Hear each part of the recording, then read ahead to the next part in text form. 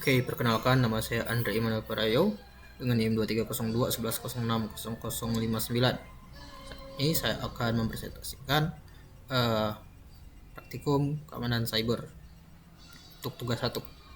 Dan kelompok kami di sini terdiri dari 4 orang, yaitu Andre Parayo sendiri, Beverly Rawan, Daniel Tafwama, dan juga Jacob Rahayaan. Oke, sekarang kita masuk ke class activity, yaitu identify running process, mengidentifikasi proses yang sedang berjalan. Sini objektifnya kita akan menggunakan TCP UDP Endpoint Viewer dan juga satu tool yaitu sys internal suite yang akan mengidentifikasi setiap proses yang sedang berjalan di komputer kita. Pertama, kita akan mendownload sys internal suite-nya. Di sini saya sudah download sebelumnya ya, di link ini. Setelah di download, kita akan extract all,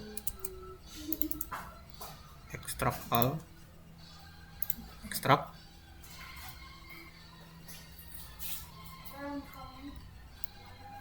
Oke, ini ya. Setelah itu browser. Oke, setelah itu kita akan memulai menggunakan TCP UDP Endpoint Viewer. Kita masuk ke system internal folder dan TCP view.x dan yes saja. Ini TCP, kita cari TCP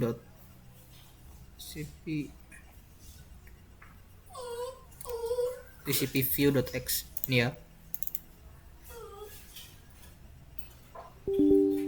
Yes. Oke, sini sudah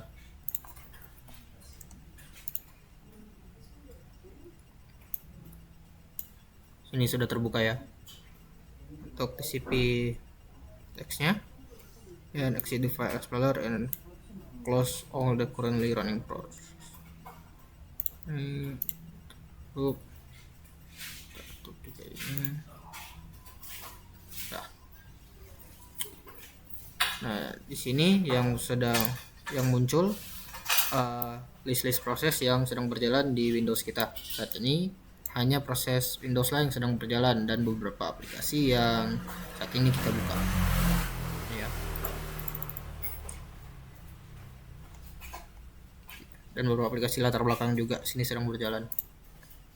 Oke. Kemudian kita double klik lsas.x, cari ini ya.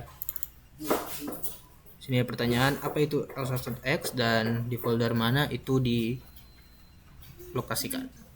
Nah, lsas.x itu sendiri dia adalah proses Windows yang bertanggung jawab untuk proses autentikasi pengguna, yang mana dia termasuk verifikasi login, perubahan password, dan juga pembuatan token akses. Proses ini juga akan mengelola kebijakan keamanan lokal. Kemudian di mana itu dilokasikan, di sini bisa kita lihat di folder C, Windows System 32 dan ini lsas.x untuk aplikasinya, untuk file executionnya. Close the property windows for process is done. Oke. Kemudian kita akan melihat properti yang sedang berjalan.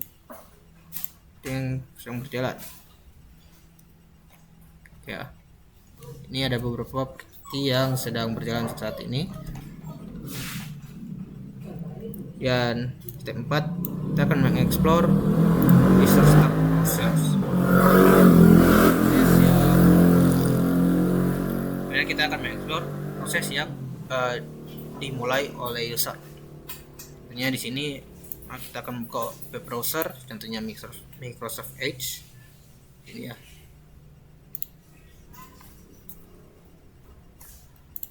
Ya. Nah,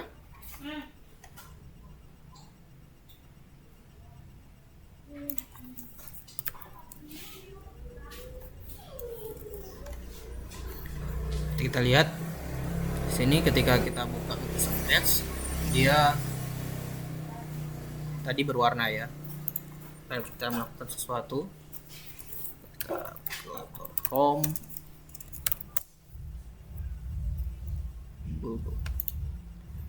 Nah, dia berwarna hijau. Di berwarna hijau dia menandakan Microsoft Edge-nya itu saja dibuka atau digunakan. Mungkin kita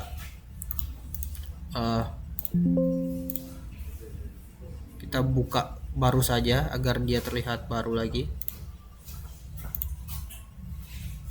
Nah, ini ya. Lihat. Nah, ketika kita buka muncul proses Microsoft Edge yang berwarna hijau yang menandakan dia baru saja buka.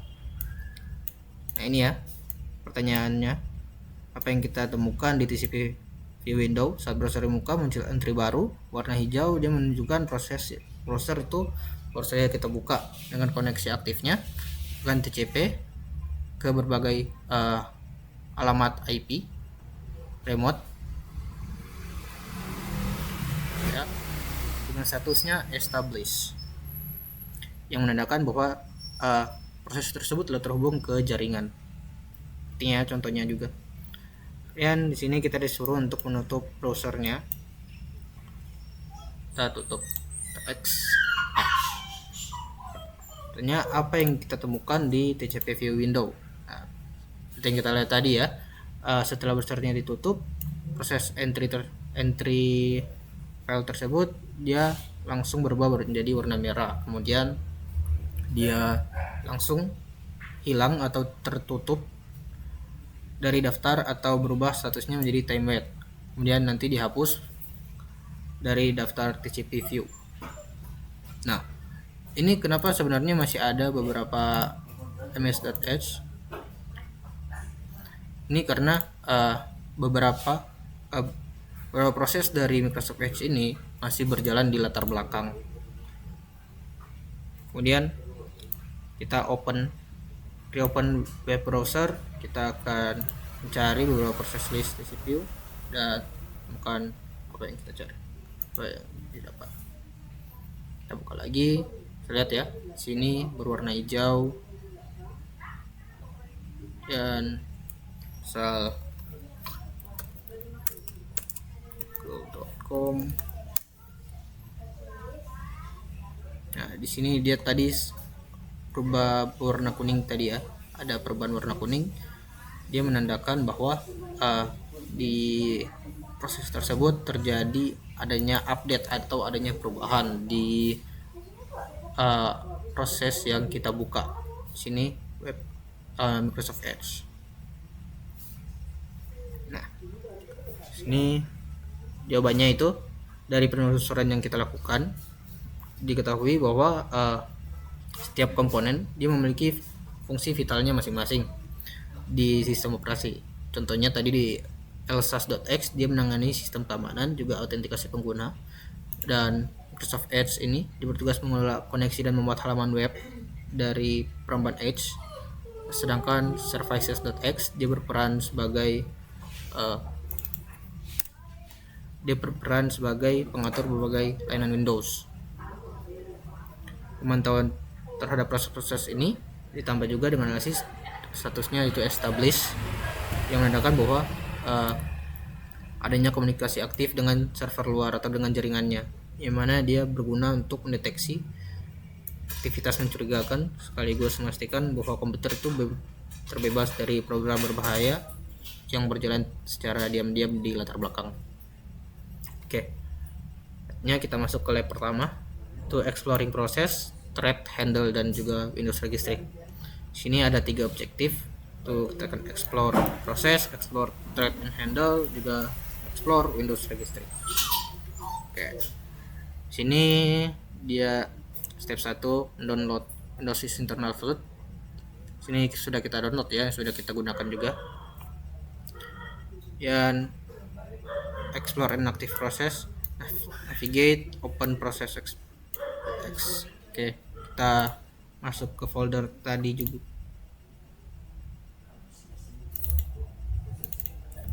Kita buka proses prosxp.x, cari pros ini ya, prosxp.x, save. Oke, berarti buka, agree saja ya. Oke, sini sudah terbuka.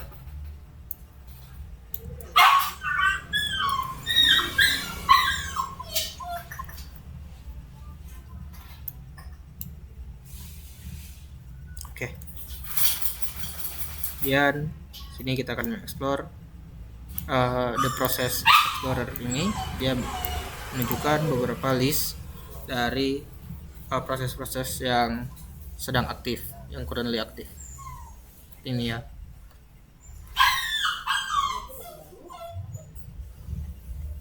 Dia mirip seperti yang tadi, ada hijau, kuning, dan juga nanti jika ada yang dimatikan, di kill, dia berwarna merah. Nah, untuk locate ke web browser process, kita pakai Windows icon dan buka. Sini kita buka lah.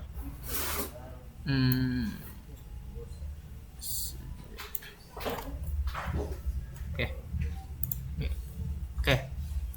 Tentunya di sini kita pakai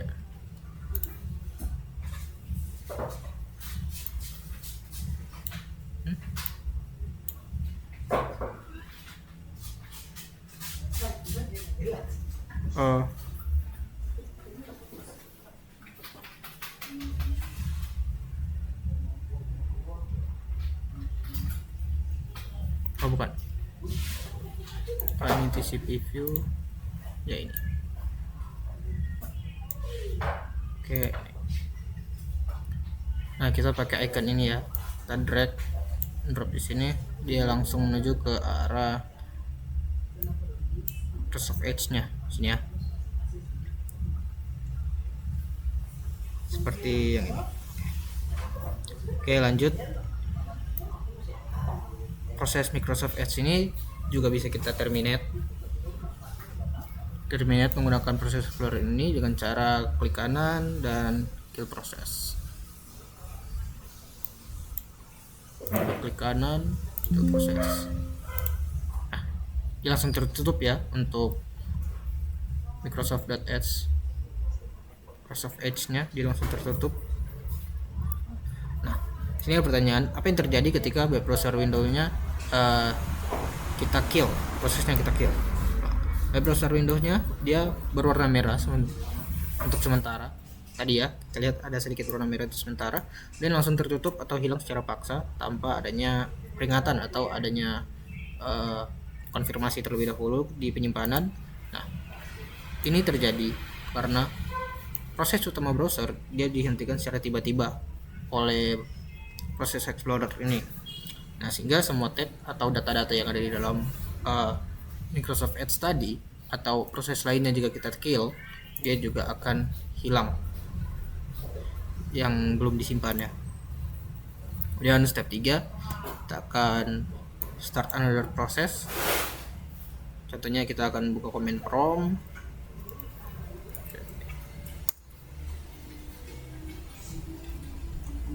Ya, sama kita lakukan juga. Sini dia masuk ke sini ya. Ya harusnya cmd.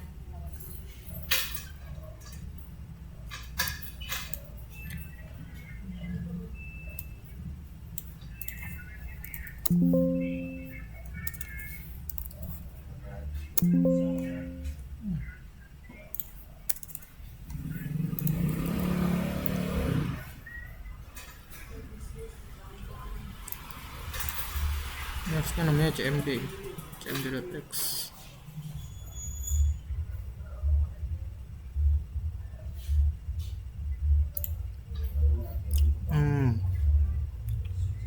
Coba kita lanjut saja dulu.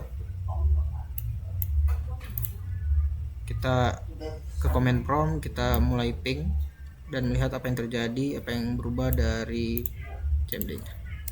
Kita mulai ping, contoh ping ke google.com. Nah, seperti ini ya, yang cmd yang ini harusnya.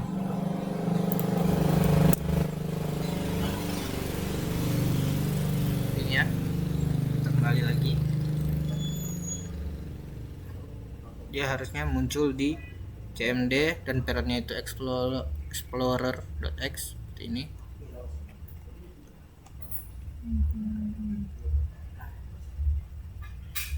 Ini Explorer X itu dalamnya ada cmd.x, dan cmd.x itu juga memiliki childnya itu conhost.x ya. Oke, nah sini untuk yang ping tadi, apa yang terjadi ketika ping itu terjadi, apa yang terjadi ketika proses ping sedang berjalan. Bisa kita lihat ya sini, saat perintah ping dijalankan muncul child baru itu ping.x di bawah cmd, dan juga proses ping ini terlihat sebagai child prosesnya selama proses ping ini sedang berlangsung. Kemudian dia akan hilang saat pingnya selesai. Misal kita selesaikan pingnya, ya dia menghilang ya. Ini sudah hilang untuk proses pingnya. Kita coba lagi.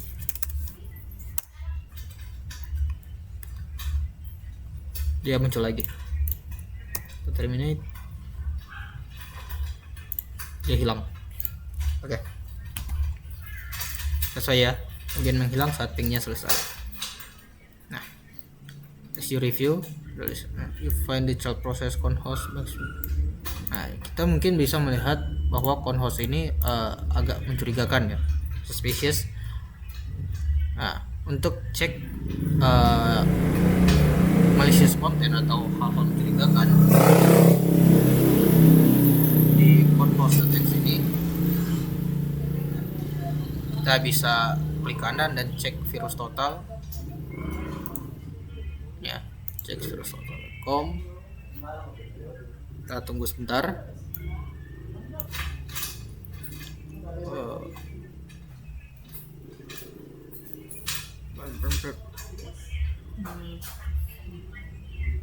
Nah ini ya, dia muncul virus totalnya.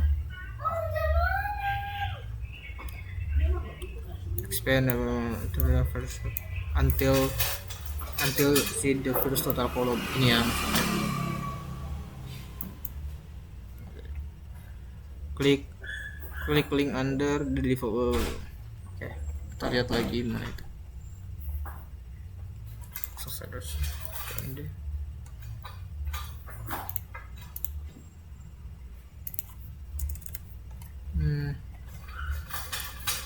Kita cari lagi.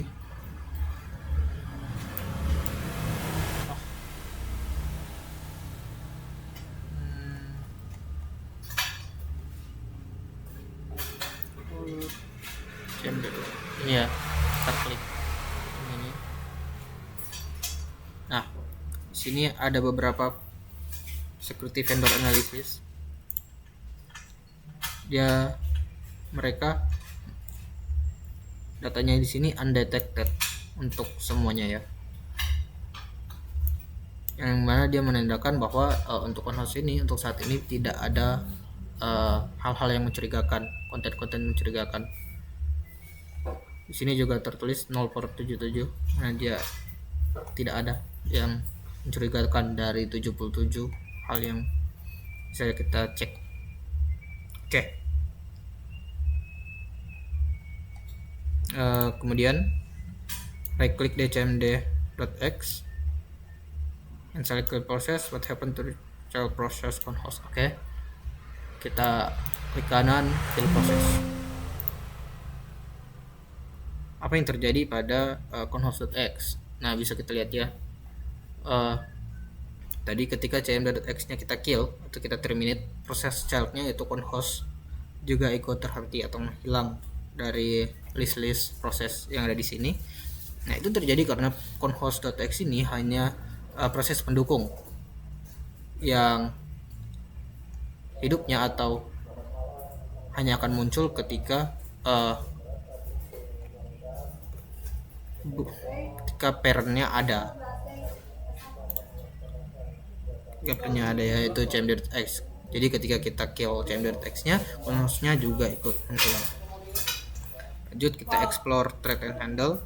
Kita buka command prompt, lagi, cmd,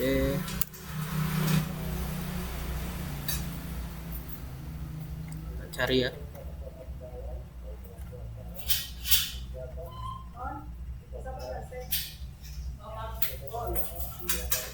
Ini ya,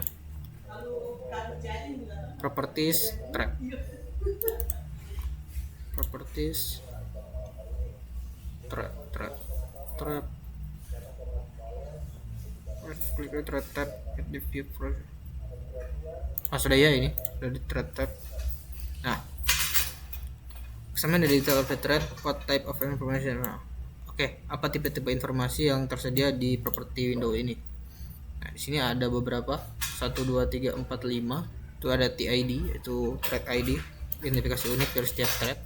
Juga ada CPU usage, itu presentasi penggunaan CPU-nya. Kemudian ada cycle delta, itu jumlah siklus CPU yang digunakan. Juga ada suspend count, yang menunjukkan di sini apakah sebuah thread itu sedang dibukukan paksa atau tidak. Juga ada start address, itu alamat memori awal dari thread itu. Dan ini kita akan mengeksplor handle. Di proses explorer, klik view, show lower thread, view, show lower thread. Yang ini tadi ya, yang ini kan. Nah, apa yang ditunjukkan dari handles ini? Nah, di handle ini, handle pada conhost ini, dia menunjukkan objek-objek sistem operasi layaknya file, drive, key, dan juga port communication yang membutuhkan interaksi dengan program tersebut. Oke, lanjut kita akan explore Windows Registry. Pertama kita start, reg edit, select register editor, start reg, yes, oke. Ini ya, oke.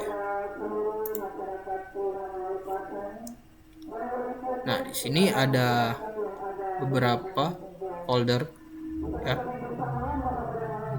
Itu ada basic class root, current user, local machine user, dan juga current config.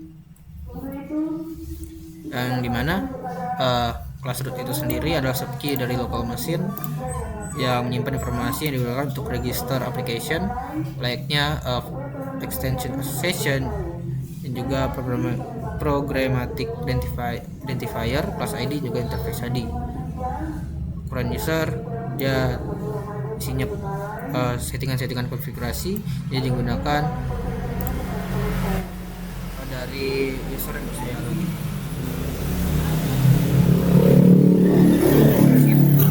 Dia mengisi informasi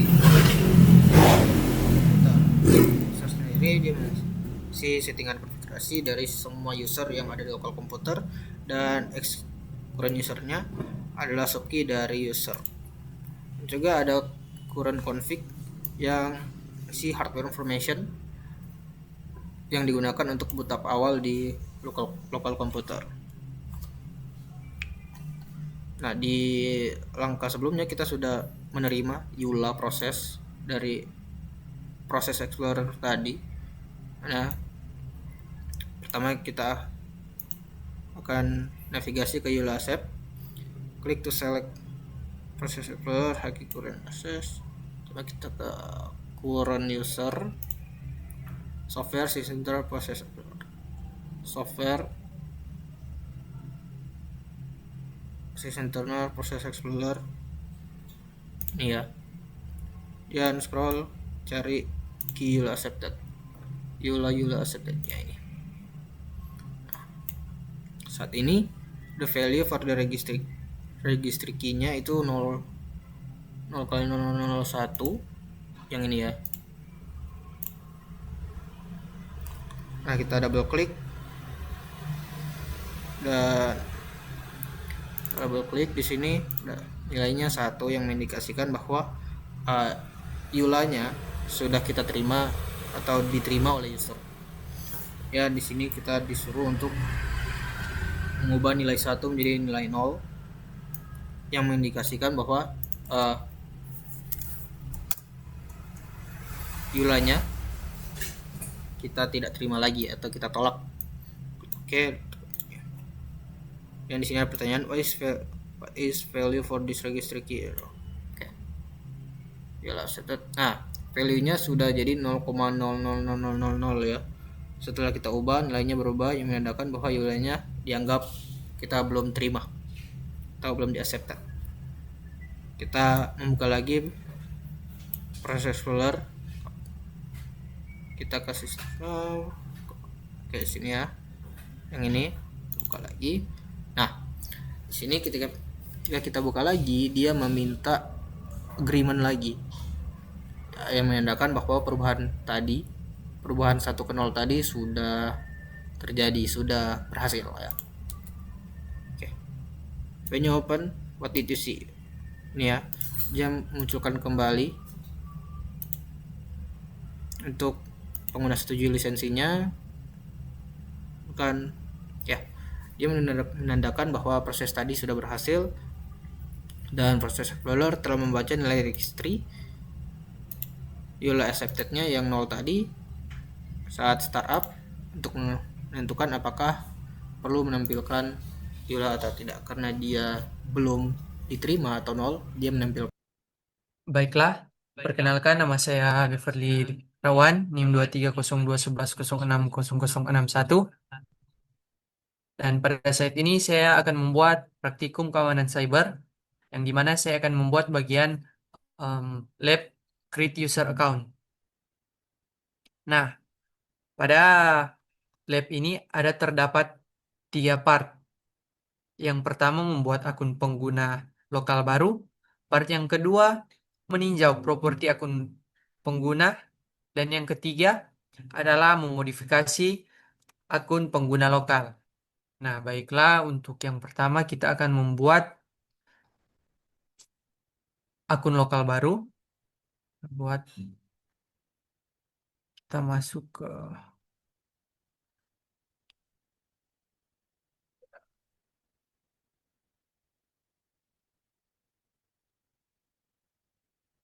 control panel.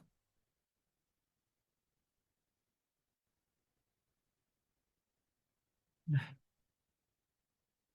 kita masuk control panel, baru kita user account. Nah, di sini kita akan membuat dengan klik manage another account, baru add visit. Nah, di sini add account. Nah, sini kita klik saja yang ini, I don't have this person's information.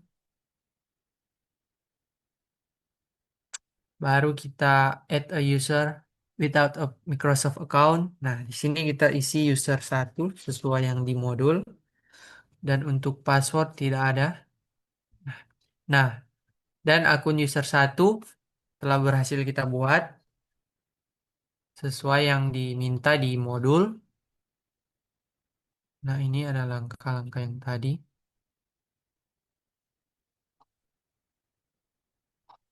Oke. Nah, di sini sudah ada user 1. Dan ini user 1 ini adalah akun yang saya buat, yang dimana akun ini adalah akun standar. Dan akun ini tidak memiliki hanya memiliki hak akses terbatas. Dan akun ini tidak bisa menginstal aplikasi sistem, mengubah pengaturan sistem, atau membuat perubahan yang mempengaruhi pengguna lain. Nah, dan di sini yang selanjutnya kita disuruh untuk login ke akun user 1 ini. Nah, sebelumnya saya akan membutuhkan sedikit waktu. Saya akan keluar dulu dari Zoom karena akan pindahkan.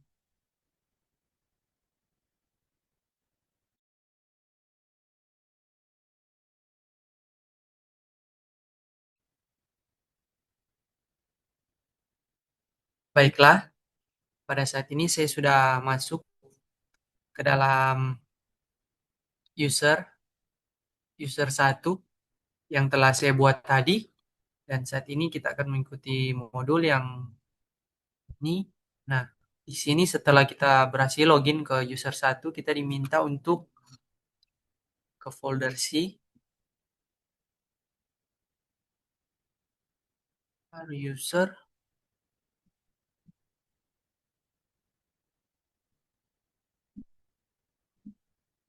baru folder select property. Oke. User satu, klik kanan, property, baru security. Nah, di sini kita bisa lihat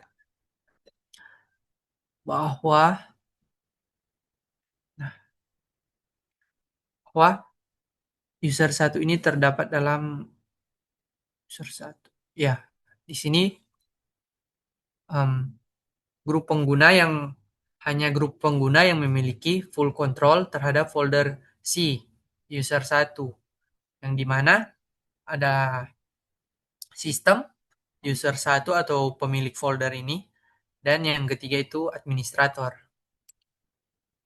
Nah, setelah itu kita akan mengakses file CyberOps yang dimana itu adalah ini file folder dengan nama Rawan. Kita akan buka. Nah, dan di sini tidak bisa dibuka karena user satu itu hanya akun standar, tidak memiliki akses ke folder ini, ke folder Rawan ini. Nah, dia tidak bisa diakses juga karena Windows menerapkan kontrol akses berbasis NTFS permission yang membatasi akses antar folder pengguna demi menjaga privasi dan keamanan. Nah, setelah kita telah melihatnya, kita disuruh untuk logout user. Nah, kita akan kembali ke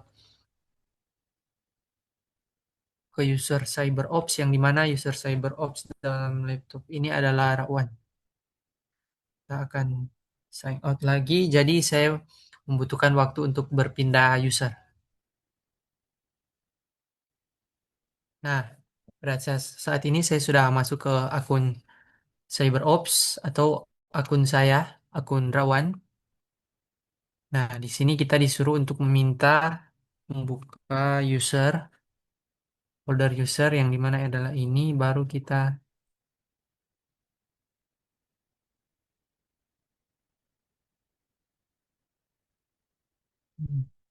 kita melihat grup yang ada di dalam akun administrator ini. Kita klik kanan, properties.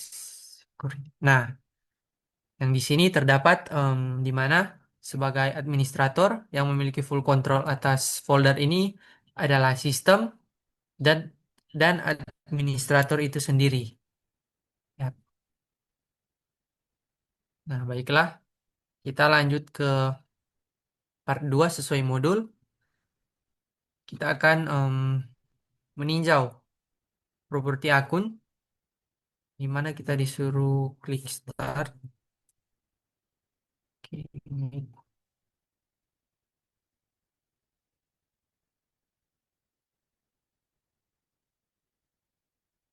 start, kita kontrol panel. Kontrol panel.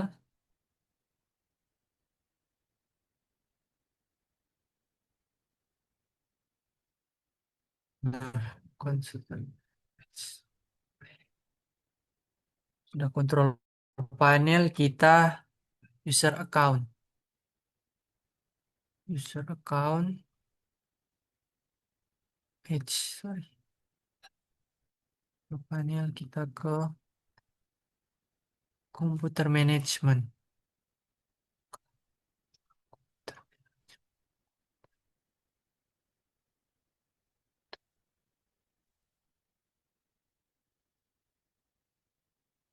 Komputer management ini dia. Nah, di sini kita hanya memiliki akses terbatas, jadi kita akan langsung masuk saja di sini.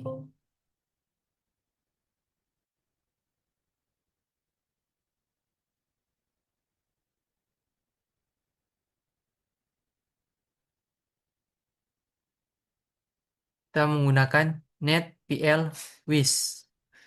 Nah, di sini kita berhasil masuk ke dalam local user and group. Nah, kita di sini klik kanan di user satu. User satu klik kanan, terus properties, group member. Nah, di sini kita bisa melihat bahwa user satu terdapat dalam standar user, user standar. Selanjutnya kita ke user CyberOps yang dimana itu adalah ini, yang adalah administrator, properties, group member. Nah, sedangkan yang ini, akun Rawan Feli ini terdapat dalam grup administrator. Nah, selanjutnya kita masuk ke dalam part 3, yaitu memodifikasi local user ini. Yang pertama, kita masuk ke control panel, baru user account. Nah, ini ini user account satu ini kita langsung change the account type. Nah, di sini kita ganti ke administrator.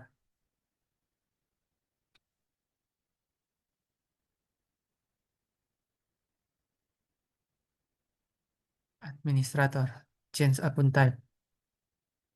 Nah, setelah itu kita dapat melihatnya lagi di dalam bagian yang tadi yang ada di sini. Nah, kita kita bisa melihat apakah user satu itu telah administrator atau belum dengan properties group of member. Nah, di sini kita bisa ganti administrator, baru apply. Oke. Nah, di sini user satu telah termasuk dalam grup administrator.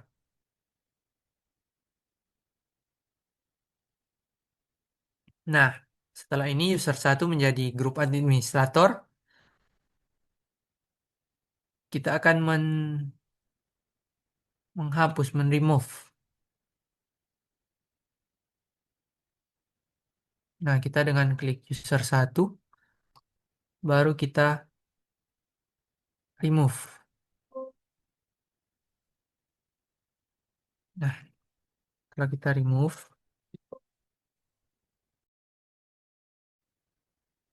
baik. Setelah kita hapus akun yang tadi, kita hapus akun user satu. Nah, sebenarnya ada beberapa cara yang dapat kita lakukan untuk menghapus em, akun tadi. Tapi saya menggunakan cara yang tadi, menggunakan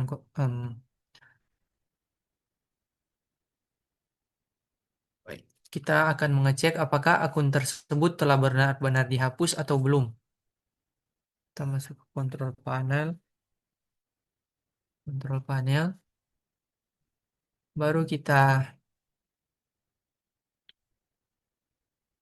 user account.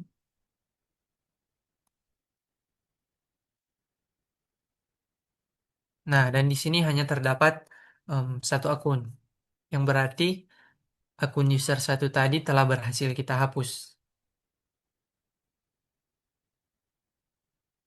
Nah, dan di sini terdapat pertanyaan, why is important to protect all account with stronger password? Nah, password yang kuat melindungi akun dari akses tidak sah. Tanpa password kuat, penyerang bisa dengan mudah menebak atau melakukan brute force untuk masuk ke sistem, mengakses data sensitif dan menginstal malware, atau merusak sistem. Ini adalah lapisan pertama pertahanan keamanan.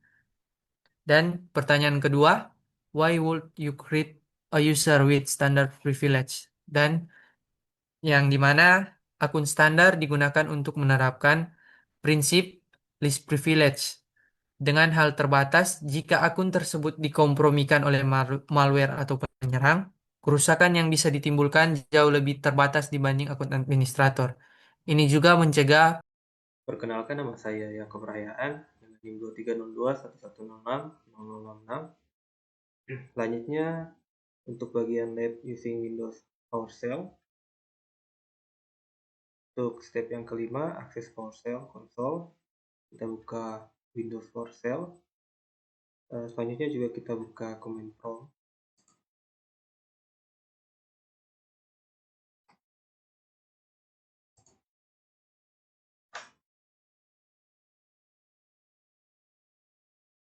Lalu step yang keenam, explore command prompt and PowerShell command. Kita masukkan perintah dir pada kedua window ini. Untuk perintah dir pada command prompt seperti ini. Untuk perintah dir di PowerShell seperti ini. What are the outputs to the dir command? Output dir di keduanya serupa, menampilkan daftar file dan folder di directory saat ini, lengkap dengan tanggal modifikasi, atribut, file atau folder, ukuran, dan nama. Di PowerShell, dir adalah alias dari getChildItem yang menampilkan output dalam format tabel dengan kolom mode, kelas urat, time, length, dan name. Lalu try another command that you have used in command prompt seperti ping, cd, dan ipconfig. Pertama kita coba ping google.com pada PowerShell.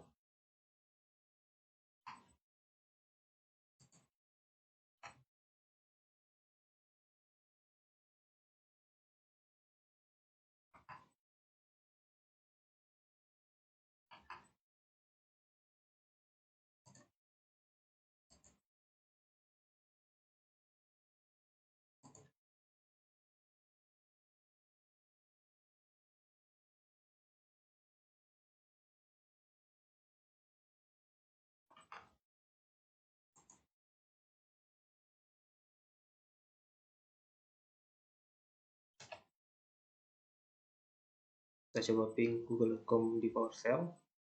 Hasilnya seperti ini. Kita coba di command prompt. Hasilnya juga sama seperti di PowerShell. Kita coba yang cd atau change directory. Kita coba di command prompt. Directory sudah berpindah ke file dokumen. Kita coba yang di PowerShell. Hasilnya juga sama. Kita coba di config di PowerShell seperti ini, dan di command prompt harusnya hasilnya sama. Perintah ping, cd, dan ipconfig berfungsi sama di PowerShell maupun command prompt karena PowerShell mendukung perintah-perintah legacy cmd. Outputnya identik. Ini menunjukkan kompatibilitas PowerShell dengan perintah cmd lama. Nah, selanjutnya ada explore cmd labs. Kita coba masukkan get alias dir.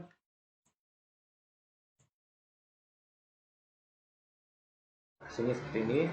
Jadi dir nama lainnya adalah getChildItem. Jadi getChildItem terlihat dari output get alias dir yang menunjukkan dir itu adalah getChildItem. Untuk detail informasi tentang cmd labs dapat dilihat pada link yang ini. Kita lanjut ke step 8, explore the nestart command using PowerShell. Pertama kita coba nestart minha.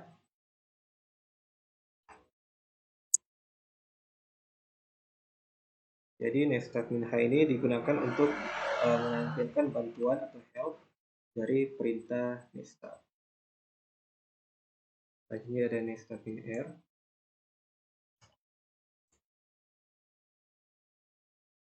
Nestart minr ini untuk menampilkan routing table. Di bawah sini ada pertanyaan, apa IP versi 4 gateway-nya. Di versi 4 gateway dapat dilihat di sini yaitu 192.168.56.1. Lalu kita diminta untuk buka Windows PowerShell yang kedua dan pilih yang Run as Administrator.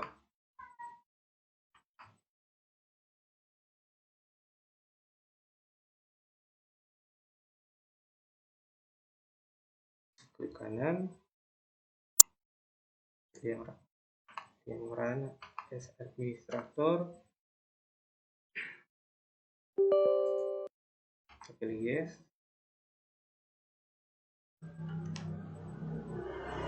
Lalu kita masukkan perintah start new upload.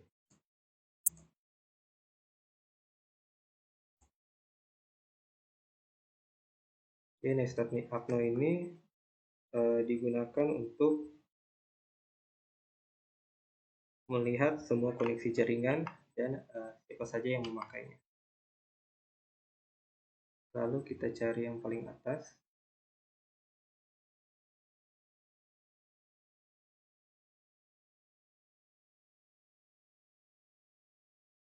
Yang ini. svcos.x. Lalu kita lihat PID-nya 820. Di sini kita diminta untuk buka Task Manager dan pergi ke Details dan cari yang PID-nya 820. Lalu klik kanan dan buka menu Property. Kanan dan buka menu Property. Di sini what information can you get from the Details tab and the Property dialog box for your selected PID. Informasi yang tersedia itu ada nama proses dari PID. Ini svc host.x, lalu status proses, bisa running atau suspend, ada username-nya, ada CPU dan memory use, ada deskripsi proses di sini, ada juga path lengkap file executable, ada juga versi aplikasi, penerbit atau publisher, dan copyright. Tab ke-9, di sini kita diminta untuk mengosongkan recycle bin menggunakan PowerShell dengan perintah clear recycle bin. Di sini ada pertanyaan, what happened to the files in the recycle bin kalau kita menggunakan perintah ini. Jadi file-file di recycle bin akan terhapus secara permanen dari komputer. Perintah clear recycle bin mengosongkan recycle bin sehingga file tidak bisa dipulihkan lagi melalui cara biasa, kecuali menggunakan software recovery khusus. Untuk reflection, PowerShell was developed for text automation and configuration management using the internet research comment that you could use to simplify your text as a security analyst. Jadi beberapa CMD PowerShell yang berguna untuk security analyst. Yang pertama ada get process untuk melihat semua proses yang berjalan. Selanjutnya ada get net TCP connection untuk melihat koneksi jaringan aktif pengganti netstart. Selanjutnya ada get event log untuk membaca log event system. Ada get local user atau get local group untuk mengaudit akun dan grup lokal. Selanjutnya ada info command untuk menjalankan perintah pada komputer remote. Dan ada juga get file hash untuk menghitung hash file untuk verifikasi integritas. Oke, selanjutnya untuk bagian lab Windows Task Manager. Di sini kita diminta untuk membuka command prompt dan web browser. Misalnya Microsoft Edge untuk web browsernya. Lalu kita buka Task Manager dan kita cari yang Windows Command Processor. Nah, di sini ada pertanyaan, expand the Windows Command Processor heading. What is listed under this heading? Jadi di bawah heading Windows Command Processor terdapat konsol Windows host atau conhost.x yang ini sebagai child proses yang mendukung tampilan antarmuka command prompt. Lalu kita diminta right click console Windows host dan pilih property. Lalu what is the location of this file name and location of this process? Lokasi filenya ada di folder C pada folder Windows, lalu system 32. Lalu close the command prompt window. What happened to Windows command processor and console Windows host when the command prompt window is closed? Jadi kita coba tutup ini command prompt dan di sini langsung menghilang. Jadi keduanya menghilang dari daftar proses di Task Manager. Menutup jendela command prompt mengakhiri proses cmd.x beserta prosesnya yaitu conhost.x. Lalu step kedua, klik di memory heading dan klik the memory heading second time. What effect does this have on the columns? Untuk klik yang pertama seperti ini. Klik pertama mengurutkan proses dari penggunaan memori terbesar ke terkecil.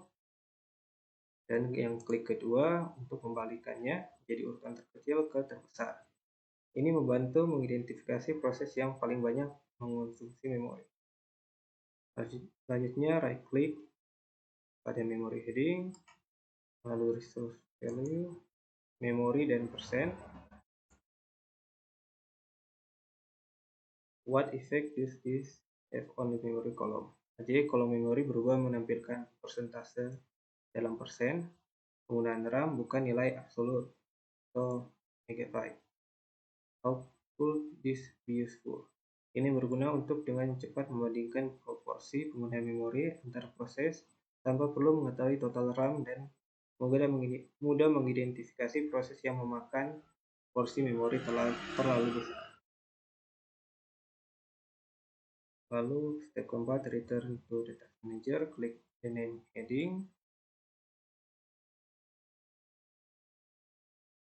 Lalu double klik Microsoft Edge, what's happen? Jadi jendela Microsoft Edge akan muncul ke depan. Task Manager akan membawa tampilan aplikasi tersebut ke layar depan. Selanjutnya right click Microsoft Edge dan select End Task, what happened to the web browser Windows. Jadi kita End Task.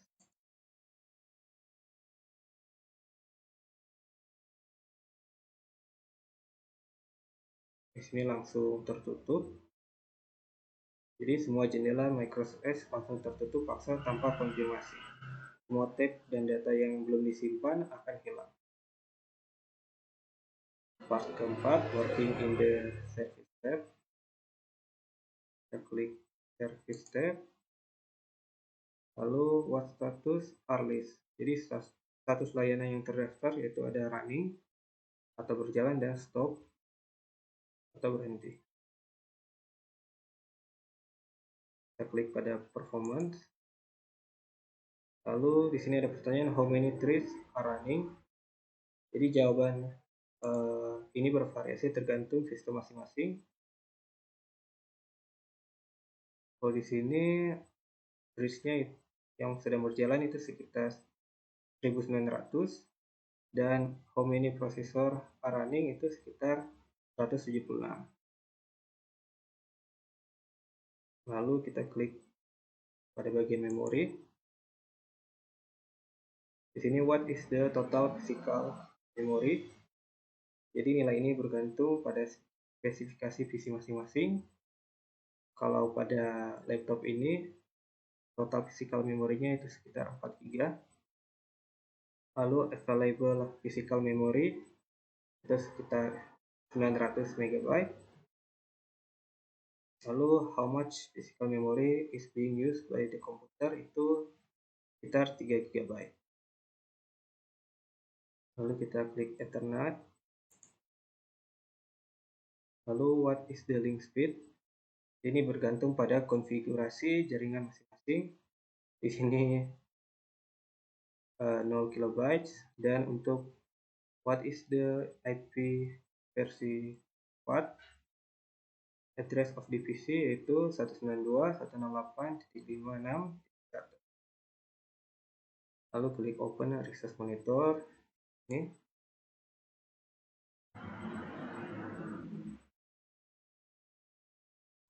untuk tampilan resource monitor seperti ini, dan di sini ada reflection. Why is it important for an administrator to understand how to work within the task manager? Jadi task manager adalah alat vital bagi administrator karena yang pertama untuk monitoring performa, memantau penggunaan CPU, RAM, disk, dan jaringan secara real time. Kedua, untuk identifikasi ancaman, jadi mendeteksi proses mencurigakan atau malware yang berjalan di latar belakang. Ketiga, ada untuk manajemen proses, menghentikan aplikasi yang tidak responsif atau berbahaya. Yang keempat, troubleshoot.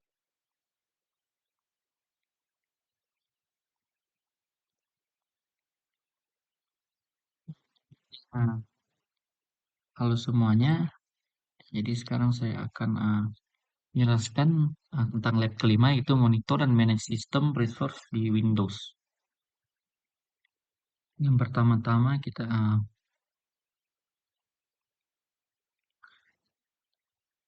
akan cari search and select control panel ya. Klik start.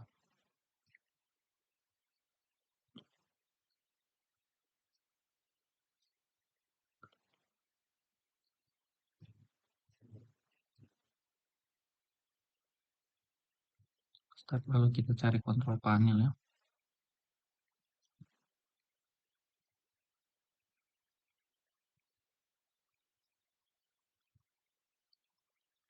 Setelah kita melakukan itu, selanjutnya kita ada carikan network dan sharingnya.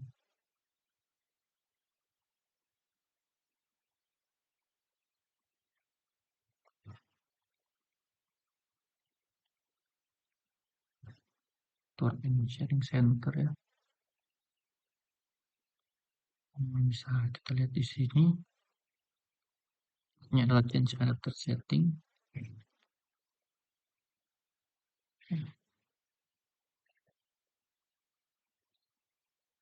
Windows ya, kita meminimize-nya. Ya, kita membuka administratif tool.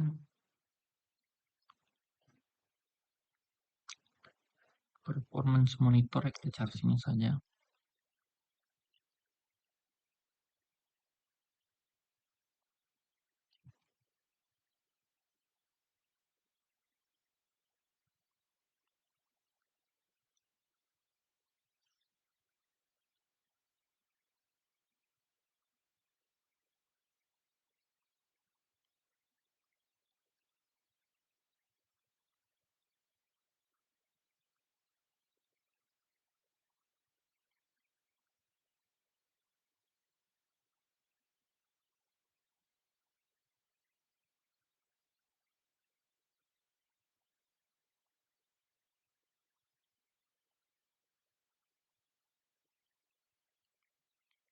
Lalu kita cari administratif tool.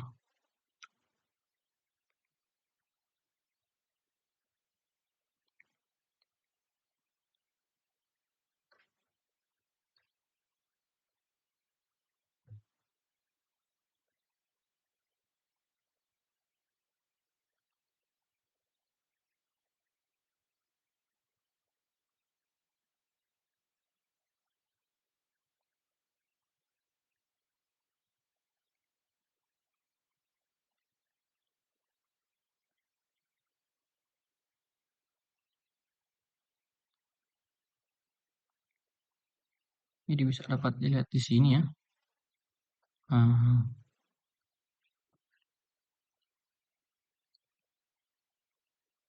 Administratif toolnya. Kita cari performance monitor.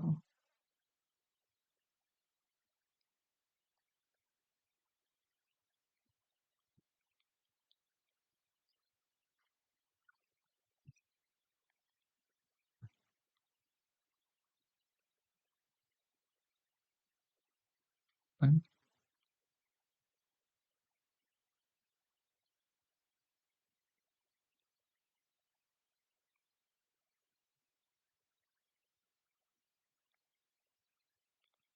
Klik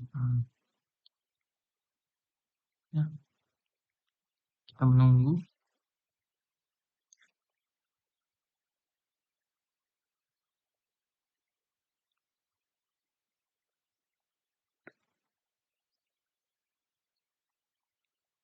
Dan saat di pause,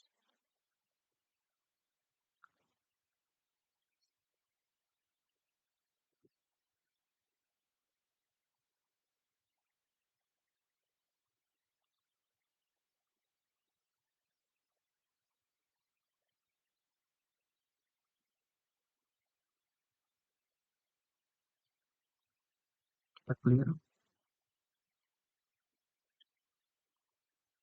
Juga akan navigate ke sini, lalu kita mencari service.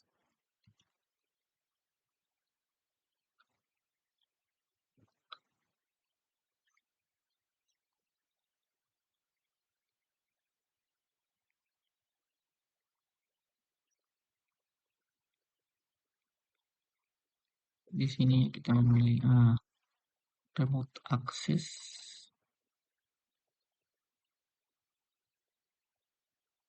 routing and remote access.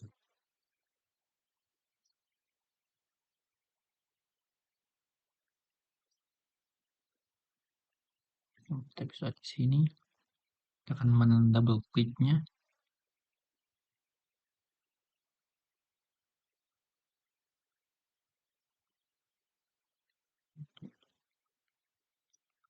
Drop down field, kita akan select manual.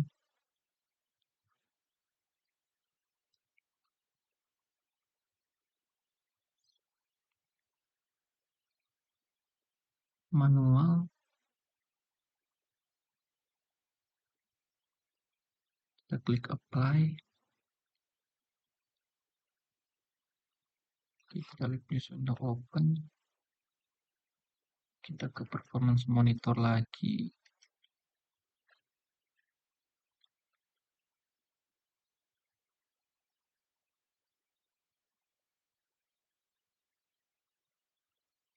Codingnya.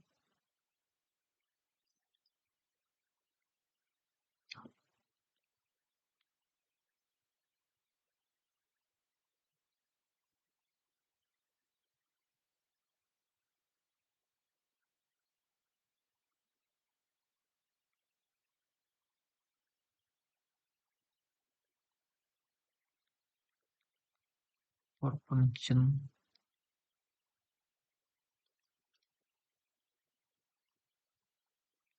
Sudah ini for connection.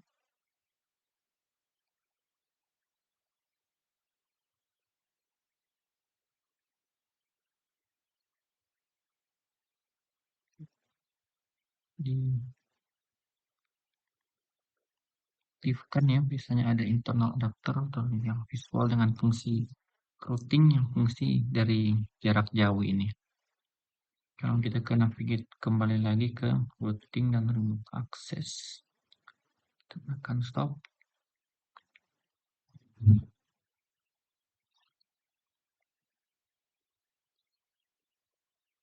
Kita navigate lagi ke ini. Kita melihat itu sudah menghilang bagian yang di sini. Itu adapter virtual internal yang muncul tadi menghilang dari network connection. Kita pergi ke sini lagi, kita akan freeze.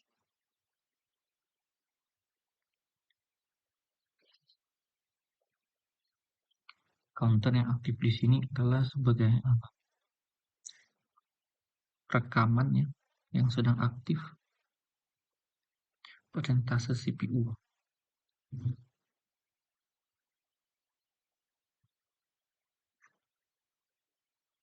Prosesor berapa yang dipakai, ini prosesor infonya. Kita akan merubah grafiknya. Report. Berapa nilai yang muncul, Processor time-nya. Kita kembali ke routing dan remote access. Tapi kita kembali ke disabled lagi.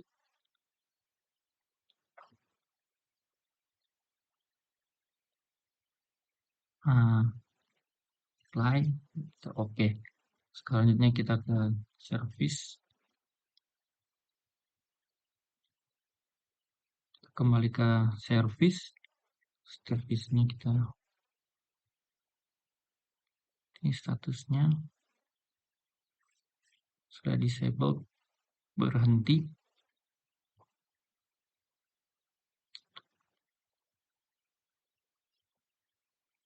Motor lagi ya.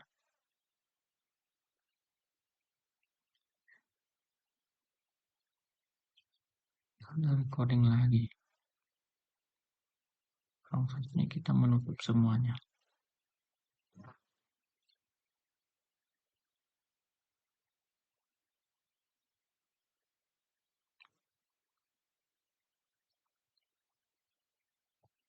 Nya masih di control panel ya. Windows Tool. Kita klik Computer Management.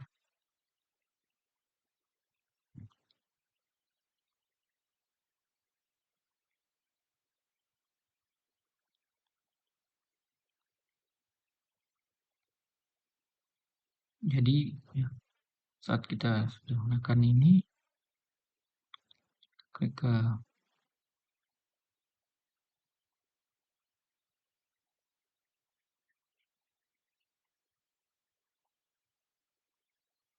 ya sudah.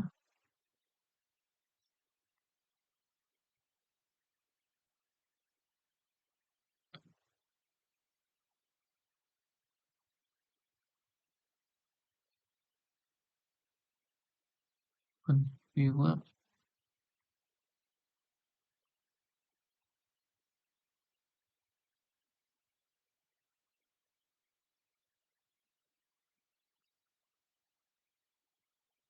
system.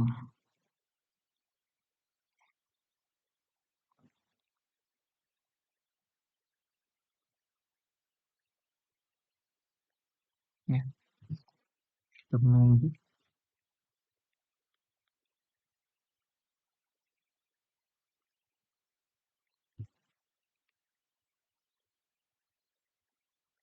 Ya, sudah keluar semuanya.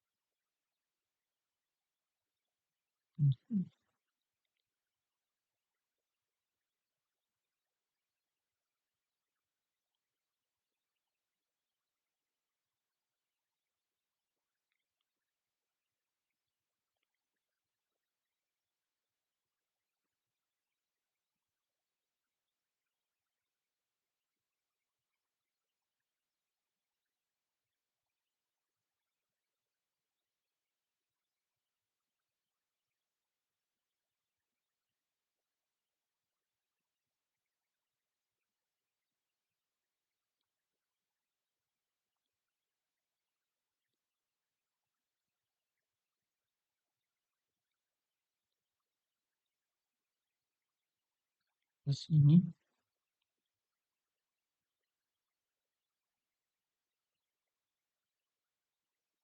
Infonya.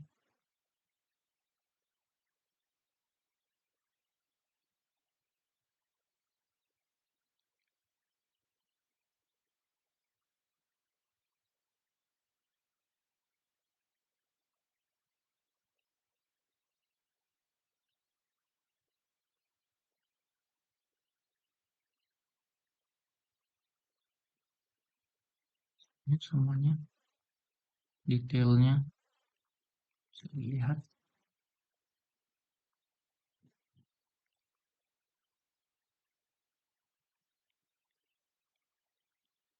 Ini kita konfigurasi administratif tool.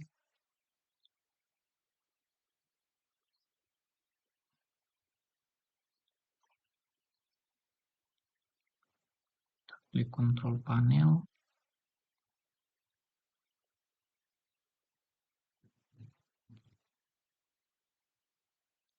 Kita tunggu dulu sekali lagi.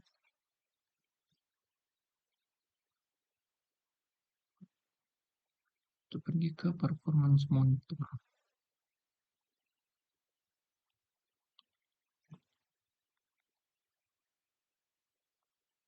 Monitor udah kolektor, kita expand new kolektor cell.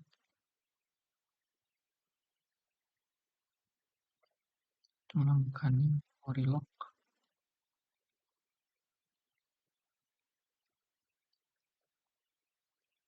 Create manually ya. Performance counternya kita nyalakan.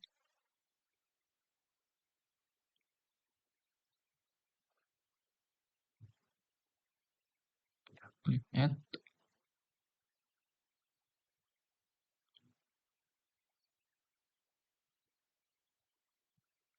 Kita expand lagi untuk memori.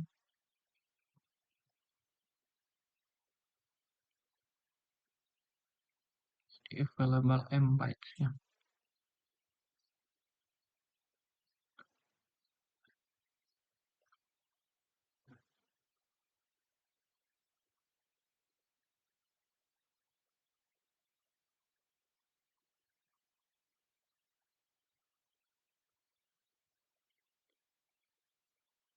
Di sini sudah lihat muncul.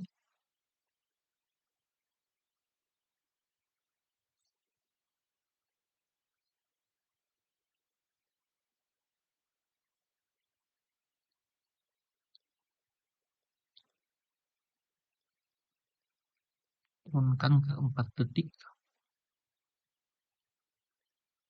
Next. Browse.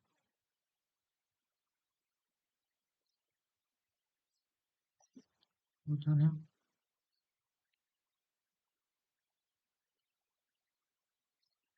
kalau di nya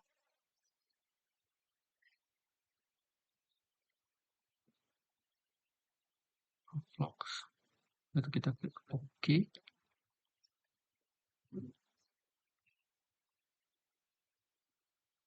Jadi sini sebagai directory ya. Kita memilih save-nya di mana. Kita pilih create dataset collector ya. Change.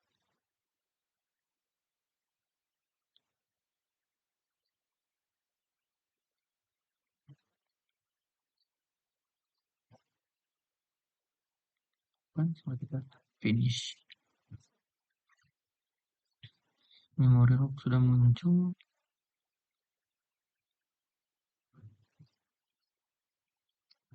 Di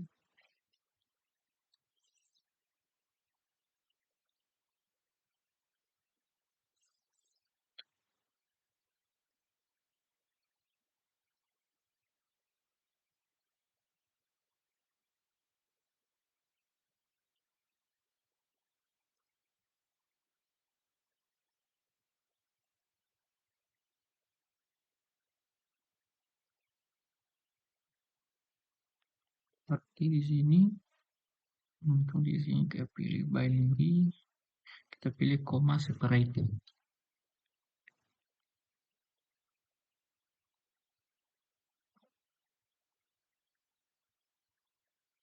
Sekarang ke file, tab. Nah, namanya saya di sini ya. Cari di sini. Overclock laptop DR24GDSU 2026-04-19-000001 tab kolektor 01 CSV. Oke. Selanjutnya adalah select memory akun profile.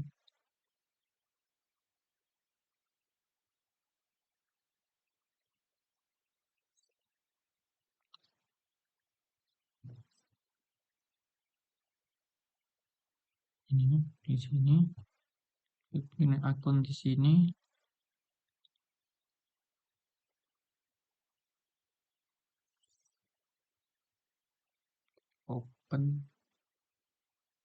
Open browser ya.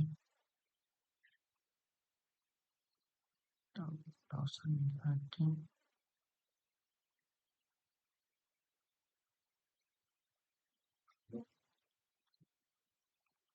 Open Microsoft Edge. Open Microsoft Edge.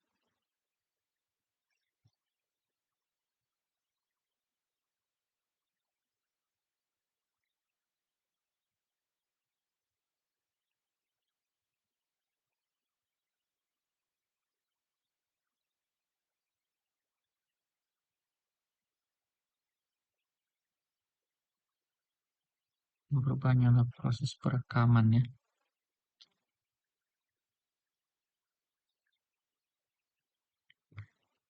Ini kita pilih start lagi.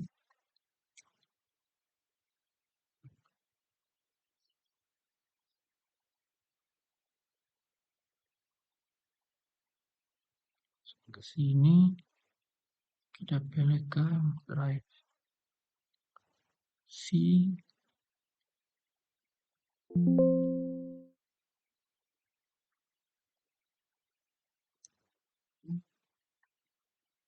Kita pilih di drive C ini, kita vote pada timestamp.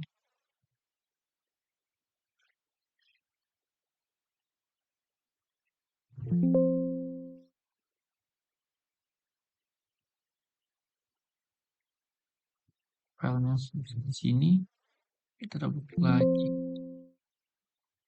untuk akses administratif.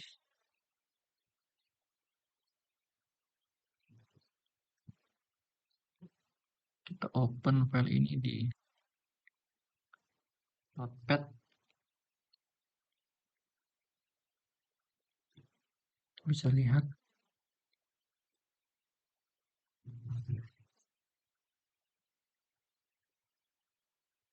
Oke, di sini ini adalah available ya. Available MB di sini adalah MB yang ada pada yang tersedia ya. Jumlah memori yang tersedia direkam selama 4 detik tersebut. Close window di sini.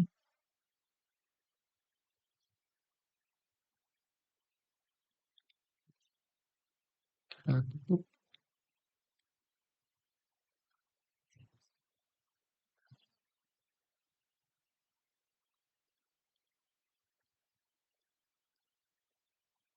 Semuanya.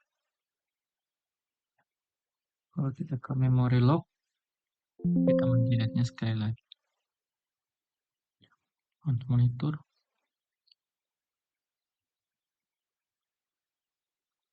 kita open drive C lagi.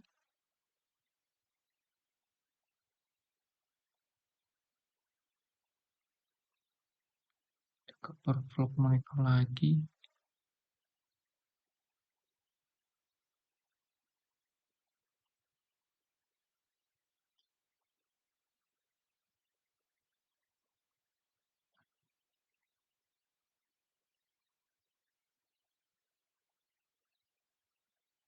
Sudah di delete karena kita close. Terima kasih. Hanya inilah untuk dari lab sekarang ini. Saya harap ini dapat berguna ya video ini untuk kedepannya. Terima kasih.